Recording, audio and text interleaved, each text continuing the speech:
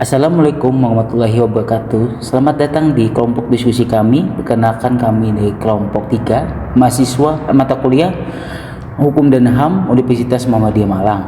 Perkenalkan, nama saya Muhammad Rizky Dermawan dengan NIM 038 sebagai moderator di sini. Saya Biayu Alifia Zara dengan NIM akhir 450. Saya Zaranita Maulidia dengan NIM akhir 468. Saya Triharinta Maulidia Priliasari dengan NIM akhir 445. Saya Muhammad Hafiz Ramadhani dengan NIM akhir 325. Saya Imam Fatur Rahman dengan NIM akhir 344. Saya Rizky Satyadi dengan NIM akhir 341.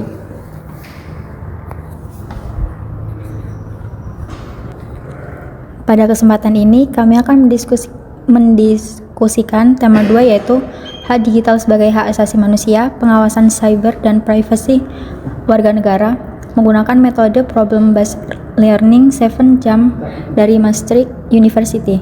Sebelum memulai, izin Terima kasih semuanya. Jadi istilah kunci yang sudah kita klarifikasi ada 4, yaitu hak digital dan HAM generasi baru, pengawasan cyber, dan profesionalitas. Pemahaman atas istilah-istilah ini akan menjadi fondasi diskusi kita selanjutnya. Mari ke step kedua. Baik, saya ingin mengklarifikasi istilah hak digital.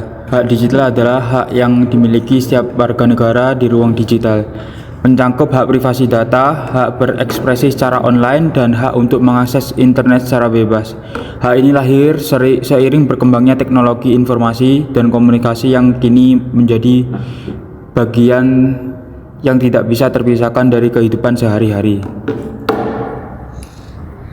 Saya menambahkan istilah HAM generasi baru. Para ahli hukum membagi HAM dalam 3 generasi. Generasi pertama adalah hak sipil dan politik, generasi kedua adalah hak ekonomi, sosial dan budaya, dan generasi ketiga adalah hak kolektif dan hak yang lahir di era teknologi. Nah, hak digital ini masuk dalam generasi ketiga yang belum sepenuhnya terakomodasi dalam instrumen HAM konvensional. Saya mengklarifikasi istilah pengawasan siber. Pengawasan siber adalah kegiatan pemantauan aktivitas digital warga negara yang dilakukan oleh pemerintah atau pihak tertentu. Bisa berupa pemantauan media sosial, email, percakapan online, maupun komunikasi digital lainnya. Ada 2 jenis pengawasan siber, yaitu pengawasan yang ditargetkan kepada individu tertentu dan pengawasan massal yang memantau seluruh pengguna internet tanpa membeda-bedakan siapa targetnya. Selanjutnya saya ingin menambahkan istilah proporsionalitas. Ini adalah prinsip hukum HAM yang menyatakan bahwa pembatasan terhadap hak asasi manusia harus seimbang dengan tujuan yang ingin dicapai. Tidak boleh berlebihan. Prinsip ini sangat penting dalam menilai apakah pengawasan digital yang dilakukan pemerintah dapat dibenarkan secara hukum atau tidak. Baik, kita lanjut ke step 2 adalah dividend the problem, yang dimana kita perlu menentukan permasalahan secara tepat dan dari kasus-kasus pemicu yang ada. Menurut teman-teman, masalah utamanya apa nih? Menurut saya, inti masalahnya adalah adanya ketegangan mendasar antara 2 kepentingan yang sama-sama dilindungi oleh hukum.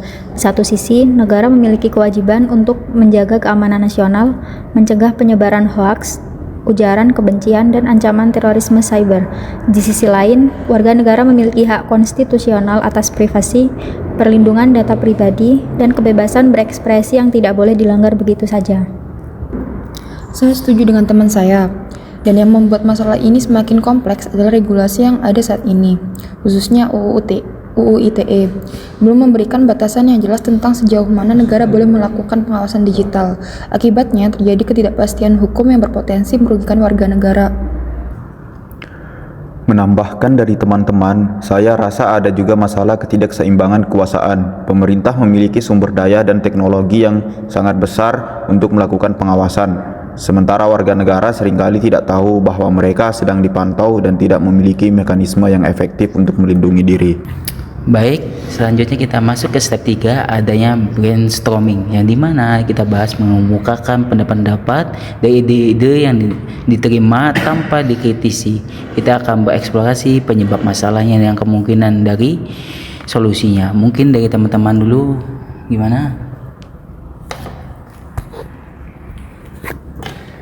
Dari sisi penyebab masalah, menurut saya akar persoalannya adalah UU ITE yang sangat multitafsir, pasal 27 ayat 3 tentang pencemaran nama baik dan pasal 28 ayat 2 tentang ujaran kebencian bisa digunakan untuk menjerat siapa saja yang mengkritik, bahkan ketika kritikan itu sebenarnya sah dan berdasarkan fakta.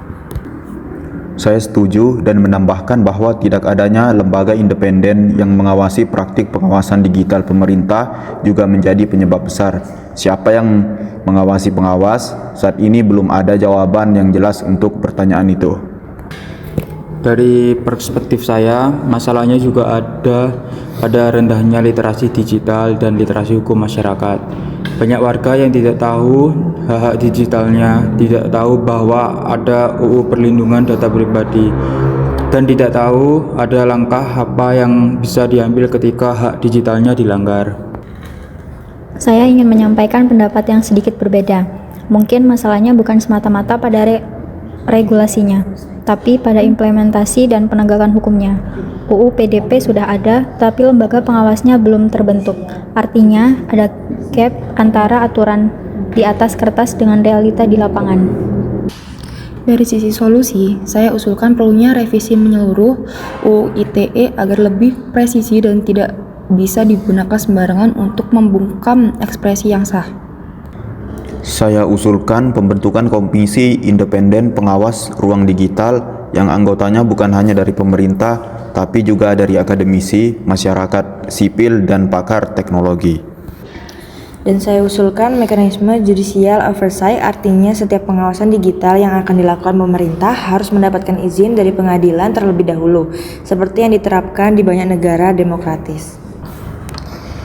Wah, jadi ide-ide yang sangat beragam ya teman-teman, dimana ada konstruktif, kita juga memiliki akar masalah utama yang regulasinya yang lemah, tidak adanya pengawasan independen, dan rendahnya literasi hukum, dan juga kita beberapa solusi potensial yang sekarang kita analisis mendalam dalam step keempat.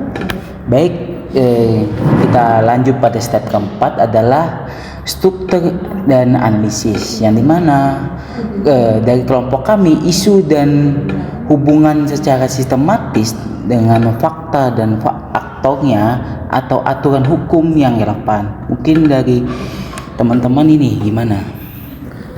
Baik, dari sisi fakta ada beberapa data yang penting untuk perlu kita perhatikan. Yang pertama, Indonesia memiliki UU ITE sejak 2008 yang sudah direvisi pada 2016.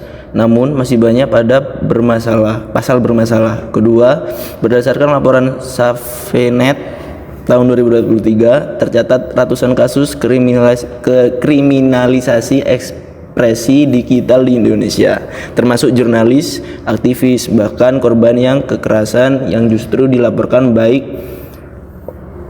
oleh pelakunya menggunakan UU ITE. Melanjutkan data faktual, UU Perlindungan Data Pribadi baru disahkan pada Oktober 2022. Namun hingga kini lembaga pengawas yang diamanatkan UU tersebut belum terbentuk. Ini berarti ada kekosongan penegakan hukum perlindungan data yang sangat berbahaya bagi warga negara. Dari sisi aktor, ada 4 pihak utama yang terlibat dalam isu ini. Pertama, pemerintah melalui Kominfo dan Polri sebagai pelaksana kebijakan pengawasan digital. Yang kedua, organisasi masyarakat sipil seperti Safenet dan LBH yang berperan sebagai pengkritisi dan pengawasan kebijakan. Yang ketiga, warga negara sebagai pengguna digital yang paling terdampak. Yang keempat, lembaga internasional seperti PBB dan Human Rights Council yang memberikan standar HAM global. Dari sisi aturan hukum nasional, kita punya 4 landasan utama. Undang-Undang Dasar 1945 Pasal 28G yang menjamin hak atas perlindungan diri pribadi dan rasa aman. Undang-Undang Dasar 1945 Pasal 28F yang menjamin hak memperoleh informasi dan berekspresi. Undang-Undang ITE nomor 11 tahun 2008 Junto nomor 19 tahun 2016 dan Undang-Undang PDP nomor 27 tahun 2022 tentang perlindungan data pribadi. Dari sisi hukum internasional, ada DUHAM pasal 12 yang menjamin hak atas privasi, ICCPR pasal 17 dan 19 yang mengatur privasi dan kebebasan berekspresi, serta resolusi PBB A/RES/68/167 tahun 2013 yang secara tegas menyatakan bahwa pengawasan massal digital merupakan potensi pelanggaran HAM. Dari analisis ini, kita bisa menyimpulkan bahwa ada 3 syarat kumulatif yang harus dipenuhi agar pengawasan digital negara bisa dibenarkan secara hukum HAM. Pertama, legalitas, yaitu harus ada dasar hukum yang jelas. Yang kedua, keperluan, yaitu harus benar-benar diperlukan dan tidak ada cara lain. Dari analisis ini, kita bisa menyimpulkan bahwa ada 3 syarat kumulatif yang harus dipenuhi agar pengawasan digital negara bisa dibenarkan secara hukum HAM. Pertama, legalitas, yaitu harus ada dasar hukum yang jelas. Kedua, keperluan, yaitu harus benar-benar diperlukan dan tidak ada cara lain yang lebih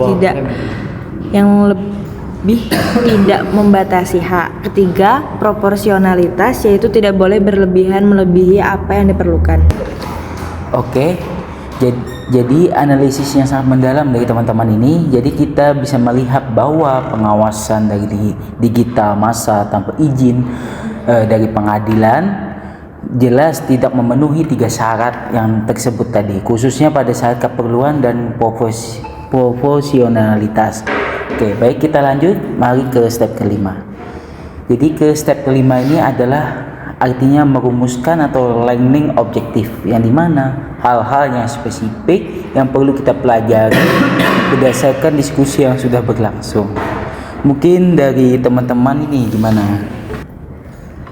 Pertama, kita perlu memahami lebih dalam konsep hak digital sebagai bagian dari HAM generasi baru dan bagaimana perlindungannya dalam sistem hukum Indonesia saat ini.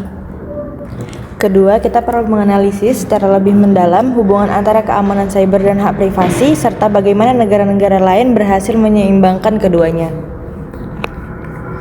Ketiga, mengidentifikasi bentuk-bentuk konkret pelanggaran HAM di ruang digital yang telah terjadi di Indonesia beserta dampak nyatanya bagi warga negara yang menjadi korban.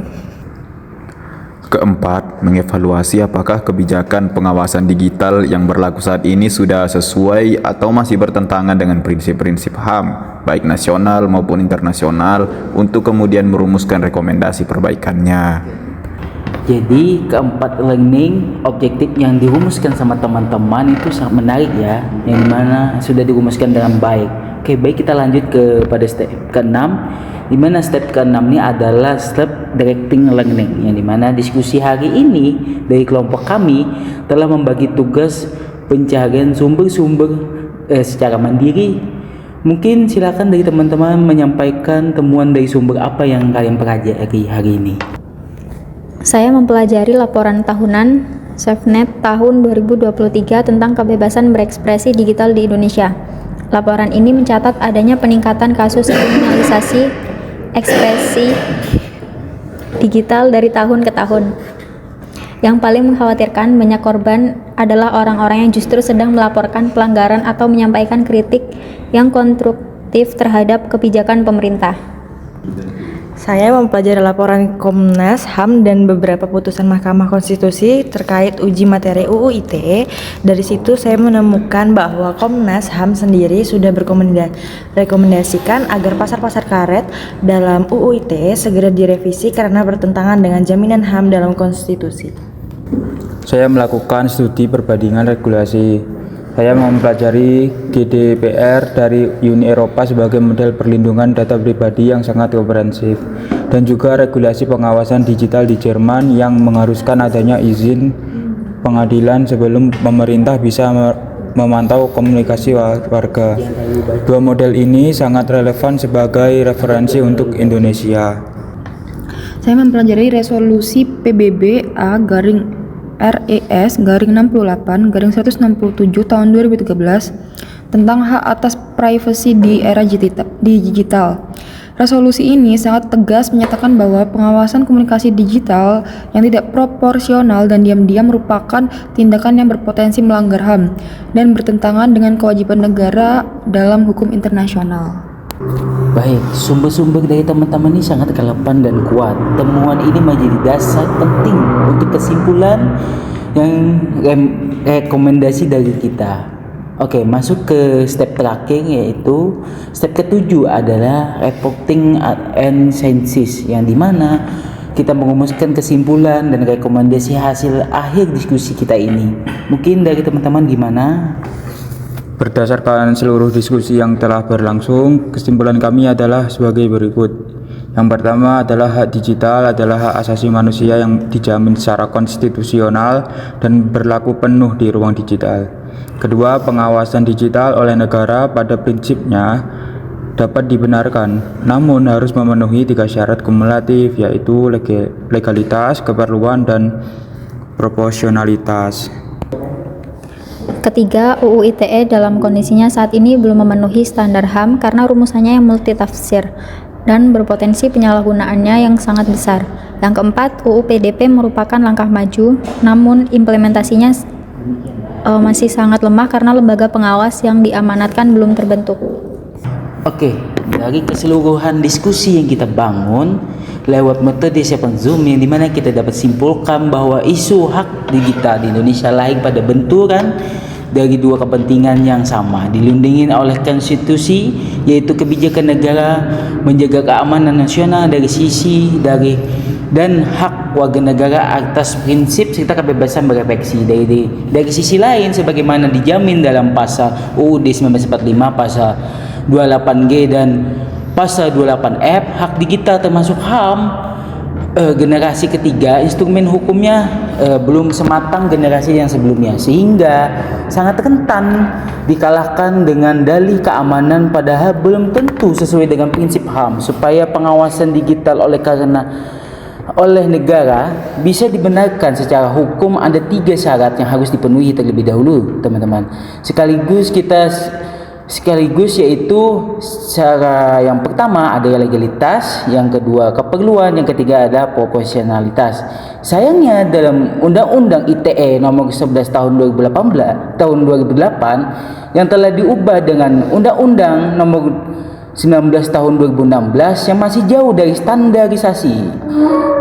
Oleh karena itu pada pasal-pasalnya isinya itu multitafsir, teman-teman, dan sering disalahgunakan untuk membungkam, mengkritik, bahkan korban-korban kekerasan pun bisa dilaporkan balik memakai undang-undang ini. Sementara undang-undang perlindungan data pribadi dengan nomor 27 tahun 2022 yang harusnya menjadi solusi malah jadi implementasi pincang karena lembaga pengawasannya terbentuk sehingga muncul kekosongan hukum yang serius.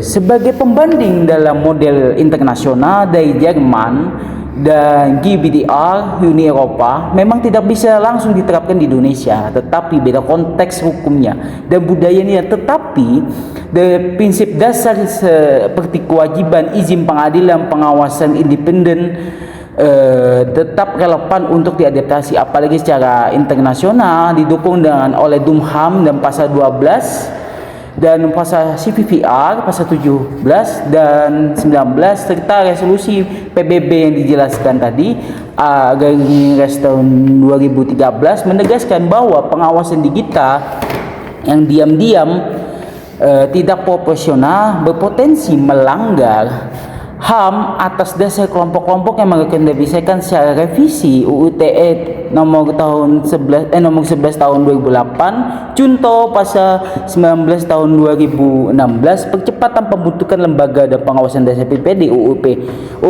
PDP nomor 27 tahun 2022 kewajiban untuk pengadilan untuk mengawasi digital, yang dimana transparansi kebijakan cyber, penguatan literasi dan masyarakat dengan catatan bahwa dalam kondisi darurat sekalipun pembatasan hanya boleh bersifat sementara tetap profesional sesuai dengan konsep derogasi dan dalam HAM internasional. Pada akhirnya, kesimpulan utama dari diskusi kelompok kami ini menegaskan bahwa keamanan nasional dan hak asasi manusia bukanlah dua hal yang harus berbeda, teman-teman.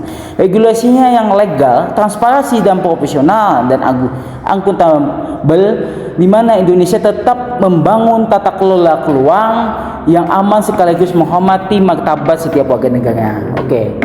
Dari kelompok 3 kami ucapkan terima kasih telah menyaksikan dari video kami. Ya. Izin.